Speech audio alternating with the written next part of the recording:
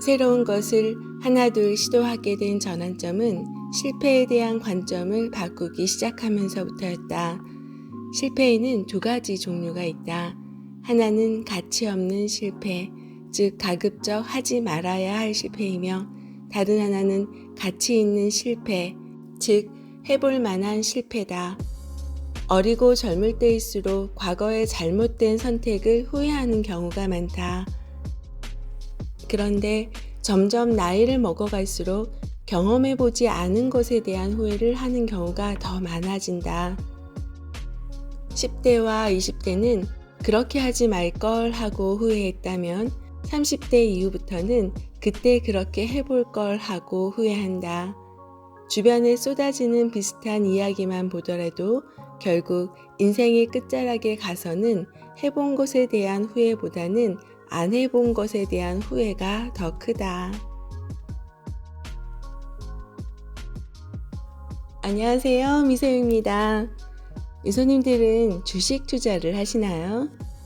직장을 다니면서 근로수익으로 저금하는 것을 시작으로 어느 정도 자금이 모이면 주식이나 부동산 투자를 시작하죠. 어떤 방식으로 투자를 시작하든 처음에는 기초를 탄탄히 하는 시간이 필요합니다. 아직 자신의 투자 방향이나 방법을 알지 못하는 상태에서 카더라 통신을 따라다니다 보면 힘든 상황이 찾아올 수도 있으니까요. 요즘 투자 책에 관심을 갖게 된 것은 20대의 2억 달성하기라는 문구와 어려 보이는 저자의 얼굴 때문이었어요. 20대로 보이는 저자는 과연 어떤 투자를 했을까 하고요. 또 하나는 20대나 30대 초반의 친구들은 투자에 대해 어떤 생각을 하고 있는지 궁금했지요. 책을 읽으면서 저는 제 나이를 기준으로 읽는 것이 아니라 20대와 30대 초반의 나이라고 생각하며 읽기 시작했는데요. 책의 절반은 자기 개발, 절반은 ETF, 장기 투자 방법, 그리고 팁으로 사업과 연관해서 설명합니다. 저자인 임종현님은 유튜브 똔누 채널 운영자인데요. 돈에 대한 철학과 자기 관리 그리고 안전하게 투자하는 방법을 차근차근 따라 할 수 있도록 알려줍니다. 사실 저는 주린이입니다. 지난해 주식을 소액으로 사보기는 했는데요. 그때 산 주식이 오르는지 내리는지 그냥 묻어두고 있어요. 그 후 멈춘 상태라 저자가 투자하는 ETF에 대해 관심이 생깁니다. 차례를 보면 시대가 주입한 가짜 행복, 다시 관점을 리셋하다, 자본주의에서 부자 되기 위한 필요 조건, 자본주의의 꽃 주식 투자의 세계, 미국이라는 황금알을 낳는 거위 ETF 장기 투자의 마법, 수익 극대화 전략, 자본이 일하게 하는 법, 이렇게 6부로 구성되어 있는데요. 20대가 꼭 읽어보았으면 하는 바람으로 일부를 낭독해 드립니다. 돈보다는 행복을 추구합니다. 부는 선과 악, 행복과 불행을 가르는 절대 기준이 아니다. 돈보다 행복이라는 말이 그 자체로 모순인 이유도 바로 여기에 있다. 굳이 따지자면 돈이 많아서 불행할 확률보다는 돈이 없어서 불행할 확률이 훨씬 더 높다는 사실을 알면서도 부자가 되고 싶지만 부자가 되려는 노력은 하기 싫기 때문에 우리는 돈보다는 행복을 추구한다며 나태한 자신을 스스로 합리화한다. 20대의 나는 나에 대해 정의하고 증명해 보이기를 좋아했다. 당시 내가 입에 달고 살던 말은 돈보다는 행복이었다. 나는 어려서부터 둘째가라면 서러운 자타 공인 고집쟁이였는데 당시에는 20대의 패기까지 더해져 근거 없는 똥꼬집이 거의 절정에 이르렀을 때였다. 지금이 행복하면 되는 거지. 저축? 투자? 돈? 다 부질없어. 나는 내가 사랑하는 사람이랑 여행 다니면서 행복하게 살 거야. 만약 지금 내가 그때의 나를 만난다면 뒤통수를 몇 대 후려쳤거나 뒷목 잡고 쓰러졌을 것이다. 하지만 다행히도 돈보다는 행복이라는 자랑스러웠던 나의 좌우명은 얼마 가지 않아 산산조각이 났다. 6년 전 나는 유명 포토그래퍼가 되겠다는 거창한 꿈을 품고 다니던 스튜디오에서 퇴사한 뒤 기약 없이 휴식 중이었다. 대학교는 휴학한 상태였고 특별한 계획도 없었다. 당시 1년 정도 교제 중인 연상 여자친구는 작은 사업을 하고 있었는데 마침 사진을 찍어줄 사람이 필요해서 가끔 도와주고는 했다. 그러던 어느 날 여자친구가 부모님과 전화로 다투는 소리를 듣게 되었다. 들어보니 여자친구와 나의 미래를 걱정하는 부모님과의 마찰이었다. 둘이 벌어 한 달에 겨우 200만 원. 이마저도 고정 수입이 아니니 당시 여자친구의 부모님 입장에서는 나이도 생각도 한참 어린 친구와 연애하는 딸이 한심했을 것이다. 그 순간 나는 자존심이 크게 상하고 처참히 무너지는 느낌이었다.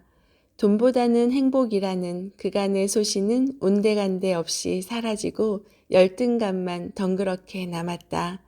사실 돈보다 행복을 추구하지 않은 나의 가치관에 대한 진정한 확신이 있었다면 적어도 여자친구의 부모님을 설득하려는 시도라도 했을 텐데 나는 그러지 못했다. 얼마를 벌든 사랑하는 사람을 지키며 행복할 자신이 있었다면 그토록 자존심이 상하거나 열등감을 느낄 이유가 없었을 것이다. 진짜 소신이 아니라 일종의 최면이었다. 부자가 되고는 싶지만 부자가 되려는 노력은 하기 싫을 때 돈보다는 행복을 추구한다며 나태한 자신을 스스로 합리화하는 사람, 그게 바로 나였다. 겉으로는 예술가 흉내는 내지만 사실은 실력도 소신도 없이 꼿꼿한 자존심만 남은 패배자. 그 치부를 들키기가 죽기보다 어려웠던 내가 자존심을 지키는 방법은 당장 보란 듯이 돈을 버는 방법밖엔 없었다. 며칠 뒤 적지만 고정급여를 받을 수 있는 중소기업에 입사했다. 그리고 다짐했다. 이제부터 내 목표는 오로지 돈이다. 어디 가서 돈 때문에 무시받는 일은 없을 거야. 보란 듯이 벌고 악착같이 모아서 인정받고 말 거야. 우스운 노릇이었다. 돈보다는 행복이 우선 가치라고 당당히 이야기하며 돈 밝히는 사람은 죄다 속물이라고 비웃었던 소신이 며칠 만에 부침개 뒤집듯 이토록 쉽게 뒤집히다니. 우리가 소신이라고 믿던 것들은 이렇게나 사소한 이유로 바뀌기도 하고 때로는 일생일대의 사건을 통해 무너지기도 한다. 치기 어렸던 나의 지난날, 소신이라며 지켜왔던 것들의 대부분은 나의 고집과 아집이었다. 중요한 사실은 지금 우리의 사고와 가치관이 영원할 거라고 단정해서는 안 된다는 점이다. 우리 대다수는 아직 인생의 반도 채 살지 못했고 수많은 시행착오를 거쳐 계속 수정하고 다듬어 나가는 과정 중이라는 사실을 잊어서는 안 된다. 인간은 평생에 걸쳐 계속 변화하는 완성되지 않은 존재임을 인정할 때 비로소 성장할 수 있는 무한한 가능성이 열리게 된다. 이처럼 우습고 단순한 이유로 나는 회사에 입사했고 열등감을 원동력을 삼아 버는 족족 악착같이 돈을 모으기 시작했다. 워라밸 따위 생각할 겨를도 없이 오로지 돈을 모으고자 하는 열정에 야근도 자처하며 닥치는 대로 일하고 모으고 일하고 모으고를 반복하던 어느 날 문득 이런 생각이 들었다. 나는 이렇게 죽어라 일하는데 딱 일한 시간만큼만 돈을 벌 수 있는 거잖아. 월급이 오르는 것도 결국 상한선이라는 게 있을 텐데 그럼 결국 죽도록 일해도 평생 내가 벌고 모을 수 있는 돈은 정해져 있는 건가? 갑자기 모든 것이 허무해지고 3등급 판정 도장이 찍혀버린 돼지고기가 된 기분이 들었다. 저축원금, 예적금의 코딱지만한 이자율을 가지고 부자가 되기란 거의 불가능에 가까웠다. 무작정 열심히 벌고 모으면 언젠간 부자가 될 수 있을 거라는 막연한 내 희망은 실현 불가능한 이상이었다는 현실을 깨닫자 정신이 번쩍 들었다. 이대로 부자가 되기를 포기할 수는 없었기에 나는 빨리 다른 돌파구를 찾아야만 했다. 티클 모아 1억. 티클 모아 티클이지. 쥐꼬리만한 월급 평생 모아도 집 한 채 사기 힘들다는데 그럴 바에야 그냥 현재를 즐기면서 살래. 이것저것 나가고 나면 남는 돈이 전혀 없는데 저축을 어떻게 하라는 거야? 그건 대기업 다니면서 억대 연봉을 받는 사람에게나 가능한 거지. 저축에 대한 필요성을 들을 때 무의식적으로 이런 생각들이 머릿속에 떠올랐다면 당신은 돈을 모을 의지 자체가 없는 사람임을 인정해야 한다. 물론 억 단위의 자산을 모으기까지는 엄청난 노력과 구체적인 계획이 필요하다. 그렇기 때문에 우리 주위만 둘러봐도 1억은커녕 1,000만 원도 모으지 못한 이들, 심지어는 마이너스 자산뿐인 이들이 수두룩하다. 하지만 앞서 말했듯 1억 모으기는 누구에게나 결코 불가능한 영역이 아니다. 그런데도 1억 모으기를 불가능 영역이라고 선을 그어버리는 것은 노력하기 싫은 자들의 비겁한 합리화이며 변명뿐이다. 그들에게 1억 모으기가 불가능하다는 의미는 그간 소소한 행복을 위해 해왔던 소비들, 할부로 사는 명품, 할부로 사는 외제차, 호화로운 여행 등 절대로 포기할 수 없다는 의미다. 매일 내가 먹고 싶은 음식 정도는 먹어야 하고 가끔 내가 사고 싶은 것 하나씩은 사야만 한다는 의미다. 즉, 삶의 질을 포기하면서까지 저축하고 싶지 않다는 자세다. 이렇게 이야기했을 때 대부분의 사람들은 평생 동안 소비를 억제하면서 저축의 지루함을 견디며 살아야 한다는 의미로 착각한다. 이 지루한 과정을 견디고 나면 그 너머에 당신이 그토록 꿈꾸던 워라밸이 있는 삶, 지금보다 더 윤택하고 안락한 삶이 기다리고 있다는 사실은 미처 알지 못한 채 그 과정을 견디지 못하고 그 뒤에 있을 더 나은 삶을 너무 쉽게 포기해버린다. 본디 노력이란 지루하며 때로는 고통스럽기까지 하다. 조금 더 편한 것을 찾고 외면하고 회피하려는 것은 어쩌면 우리 인간의 본능일지도 모른다. 최근 2년에서 3년간 어느 한 분야에 몰입하고 노력하고 구체적인 계획을 세워본 적이 있는가? 그런 경험이 있다면 더욱 공감하기 쉬울 것이다. 어렸을 때 자전거를 처음 배웠던 기억을 떠올려 보자. 자전거를 탈 때 가장 중요한 포인트는 중심 잡기다. 중심을 잡는 법만 습득하면 그때부터는 자전거를 자유자재로 탈 수 있는데 문제는 중심 잡는 법을 배우기까지의 과정이 쉽지 않다는 점이다. 처음에는 몸이 말을 듣지 않고 이리 휘청 저리 휘청 하다가 넘어지기를 수십 번 반복한다. 이 과정은 무척 짜증나고 지루하지만 어설프게 중심 잡기에 성공해서 몇 미터라도 앞으로 나아가면 성취의 짜릿함을 느낄 수 있다. 그 순간이 바로 그간의 시행착오와 지루함을 보상받는 순간이다. 자전거를 못 타도 인생을 사는 데는 아무 지장이 없다. 걸어 다니면 되니까. 그렇지만 자전거를 타본 사람은 자전거가 주는 재미와 편리함을 알기 때문에 다른 사람들에게 자전거를 권한다. 처음에는 다 넘어져 연습하면 금방 배울 거야. 나도 1억 모으기를 망설이거나 혹은 미루는 20대들에게 이렇게 이야기하고 싶다.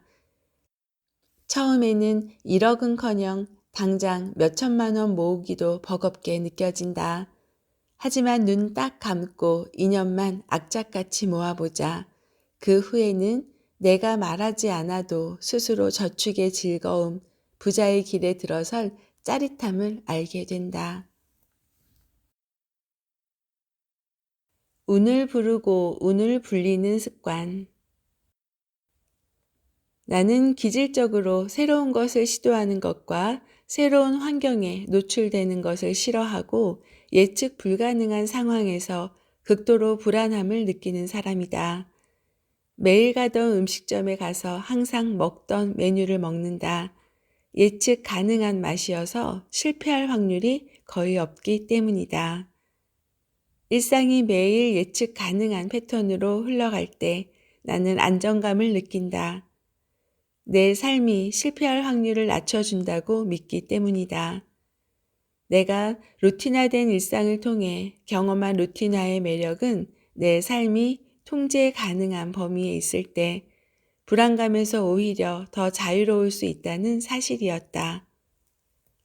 하지만 내가 당신에게 강조하고 싶은 루틴화의 진짜 강점은 따로 있다. 루틴화는 우리의 인생에 위험 요소가 발생할 확률, 실패할 확률을 낮춰줄 뿐만 아니라 반대로 운이 발생할 확률 또한 높여준다. 삶에서 운이 중요하게 작용한다는 것은 부인할 수 없는 사실이다. 그런데 자의적인 노력을 통해 이 운이 발생할 확률을 어느 정도 높일 수 있다. 바로 일상의 루틴화를 통해서다. 매일 꾸준히 운동을 하면 운동과 관련된 운이 발생할 확률이 높아지고 매일 꾸준히 콘텐츠를 업로드하면 관련 사업에 관한 좋은 기회가 생길 확률이 높아진다. 로또를 사지 않으면서 로또 1등에 당첨되기를 바라는 사람이 있다. 매일 집에만 있으면서 연애하고 싶다고 노래를 부르는 사람이 있다. 헬스장에 가지 않으면서 멋진 몸매를 갖기를 바란다. 이처럼 많은 사람들이 뭐뭐 하지 않으면서 뭐뭐 하기를 바란다.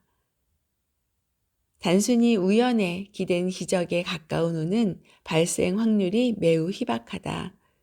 똑같은 돈이라도 로또를 맞아서 얻은 돈과 루틴화된 일상을 통해 나의 상황을 운이 발생할 최적의 조건으로 만들고 반복되는 루틴 안에서 작용하는 운에 의해 얻은 부는 천지 차이다. 당신은 하루아침에 벼락부자가 되거나 꿈꾸던 좋은 운이 기적처럼 발생하기를 염원하겠지만 단순히 운에 기댄 기적에 가까운 운은 발생할 확률이 매우 희박하다. 희박한 확률을 뚫고 얻었다 한들 이렇게 얻게 된 운은 당신의 삶을 행복하게 하는 게 아니라 오히려 불안하게 만든다. 손에 쥔 모래처럼 언제든 사라질 수 있다는 것을 스스로 잘 알고 있기 때문이다. 반면 루틴화를 통해 자신의 상황을 운이 발생하기 좋은 최적의 조건으로 설정하고 그 안에서 발생하는 운에 의해 원하는 것을 이뤄낸 사람은 그러한 운이 발생했을 때도 흔들림 없이 루틴화된 일상을 계속 이어나간다. 그리하여 더 큰 운을 끌어당긴다. 마치 복리가 쌓아가듯 운이 발생할 확률은 눈덩이처럼 불어난다.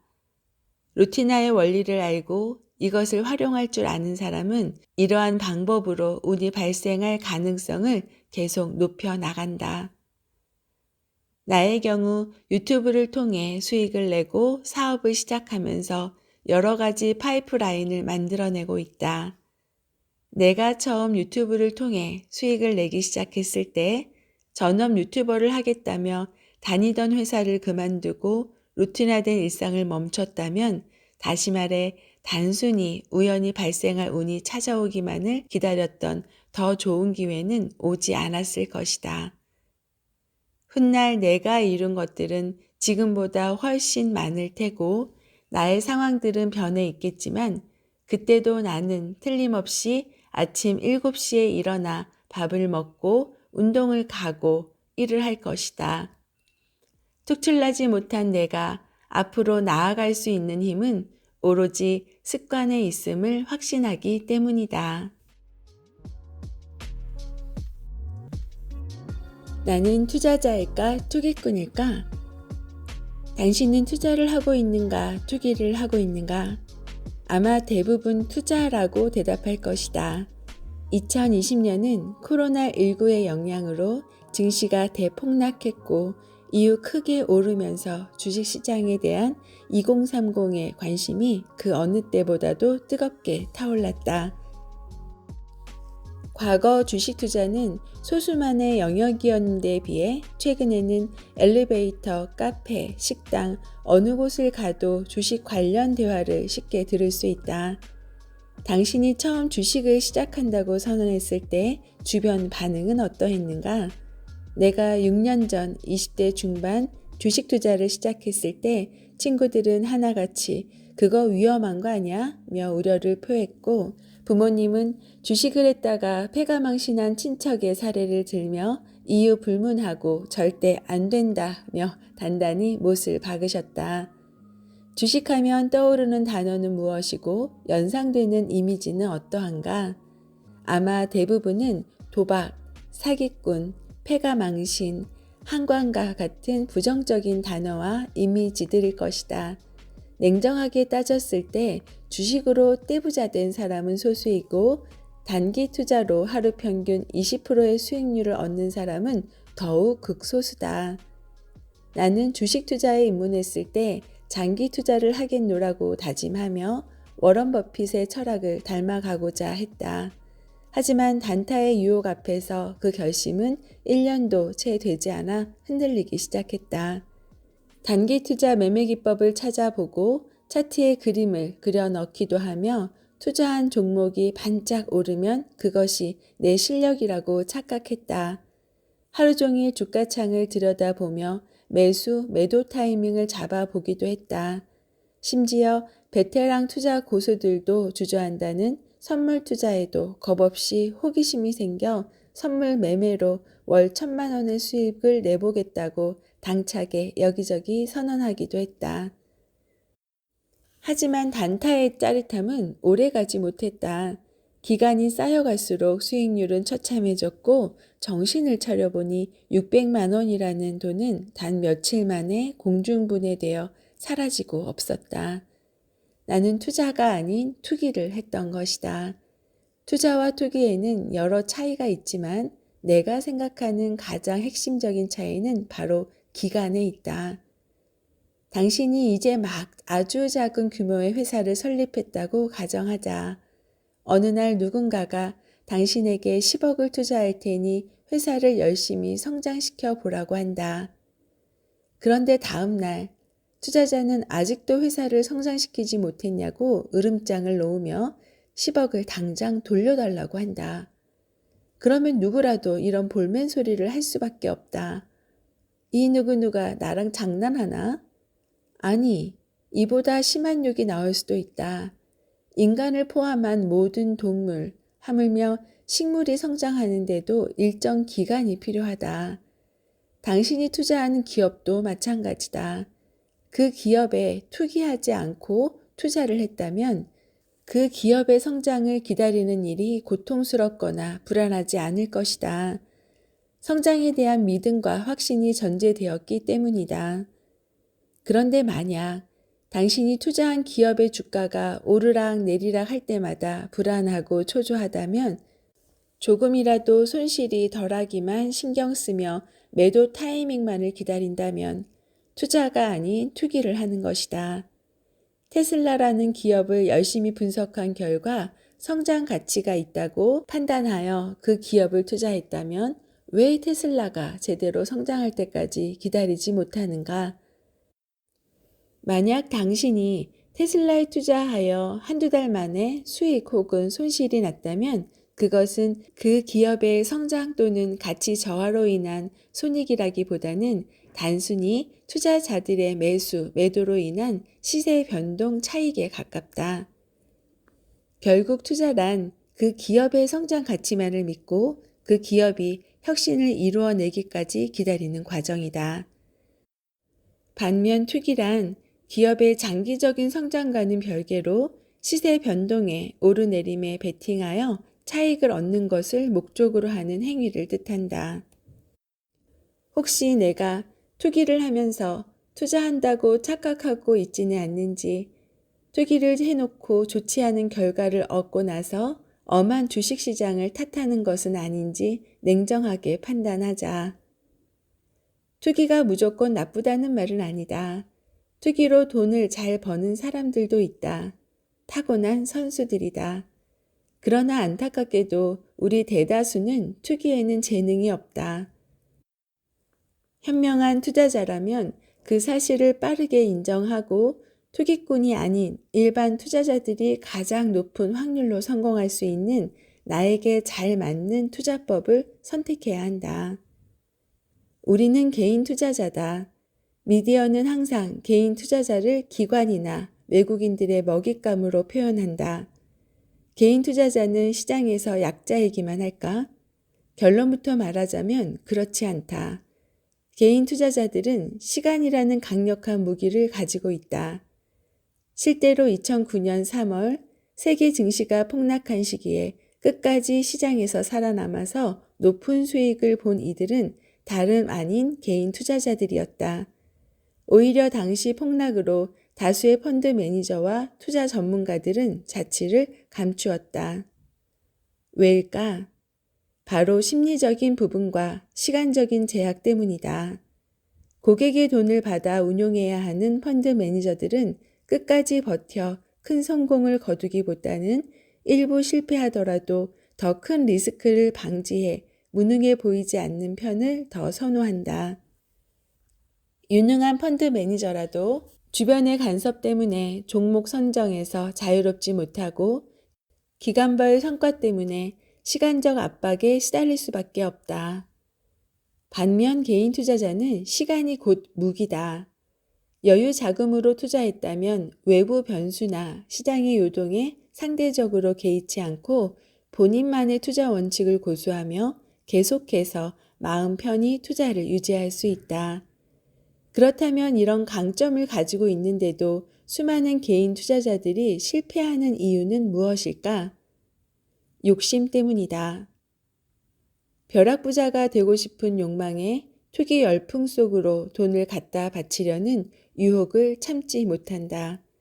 개인 투자자들은 투기의 유혹에 빠지기 쉽다.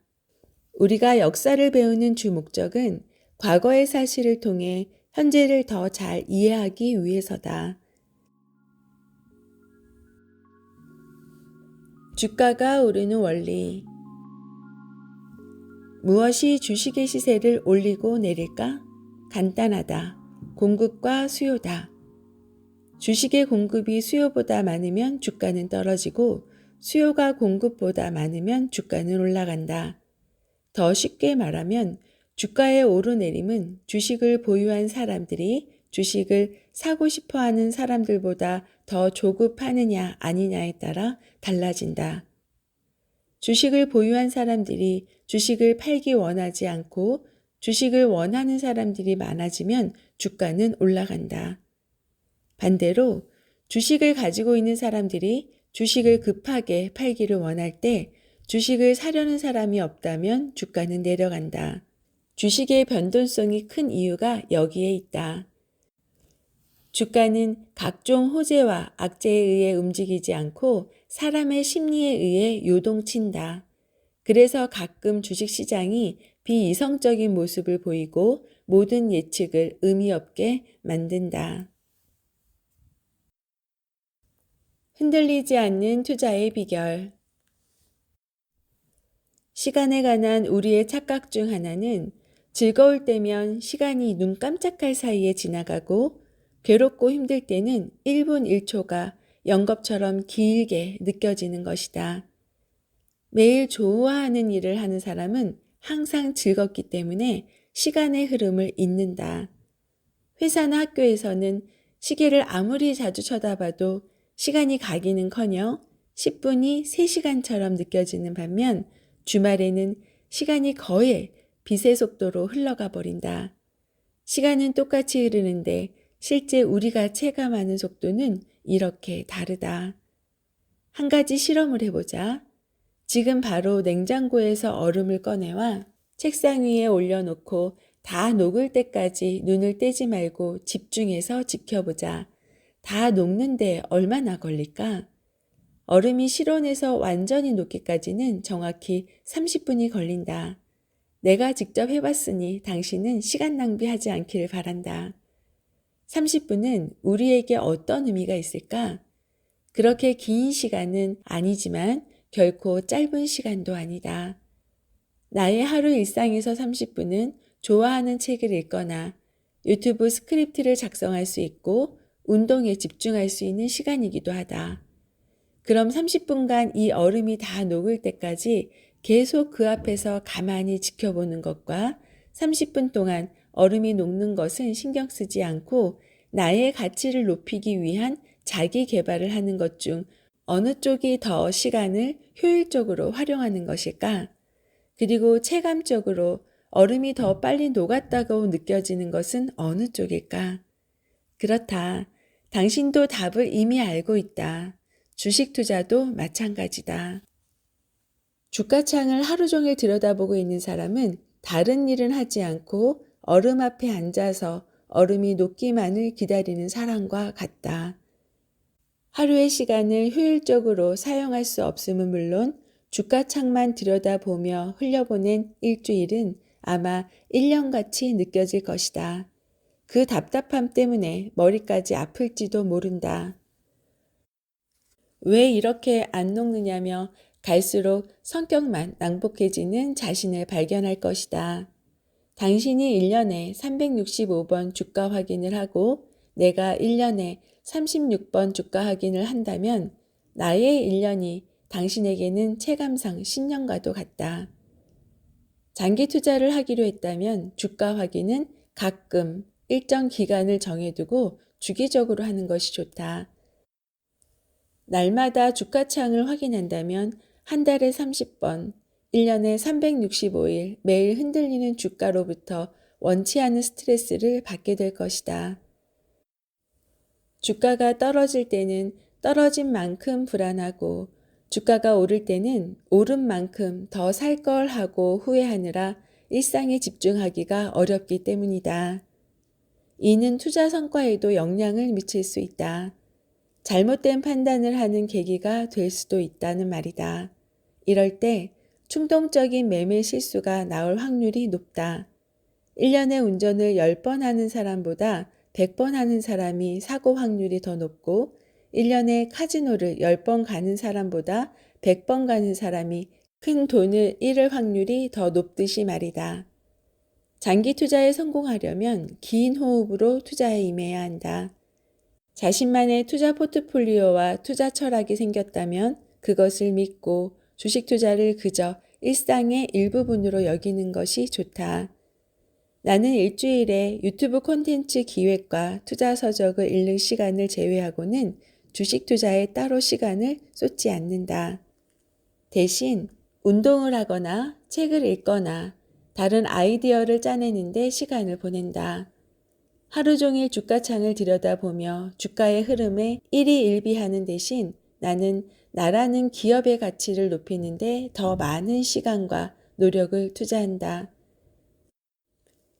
주식 투자는 내 인생의 궁극적인 목표가 아니기 때문이다.